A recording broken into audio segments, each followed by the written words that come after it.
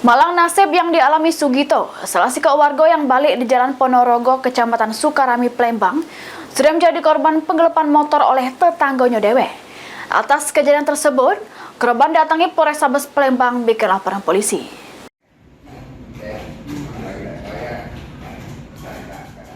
Nasib apes yang dialami oleh Sugito, salah si warga yang balik di Jalan Ponorogo, Lorong Ulul Azmi, Kecamatan Sukarami, Palembang, sudah menjadi korban penggelapan motor oleh tetangganya dewe. Atas kejadian tersebut, korban laju datangi Polrestabes Palembang bikin laporan polisi. Kejadian bermula korban yang diajak oleh terlapor Elvin alias Kelvin ke tempat gaweannya untuk ngajak korban begawe di daerah Bom Baru, Kecamatan Ilir Timur 2, Palembang. Pas di bawah Jeramba Musim 4, korban disuruh terlapor berhenti. Terus terlapor yang merupakan tetangga dekat korban minjem motor korban dengan alasan nak ke kantor. Pas ditunggu korban, beberapa jam dak taunya pelaku sudah melari ke motor tersebut. Korban sempat nemui keluarga terlapor, nyari tahu ke motornya dibawa berlari terlapor. Cuma keluarga terlapor sudah pasrah. Atas kejadian tersebut, korban kehilangan motor kesayangannya merek Honda Revo Fit BG4396 ADQ dengan total kerugian diperkira ke 10 juta rupiah. Siapa nawari kerja itu, Pak?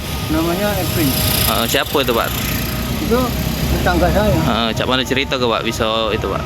Yang dia nawari kerjaan katanya tuh, ya itu lah mas, nawari kerjaan itu, tahu-tahu udah minjem motor langsung dibawanya kabur.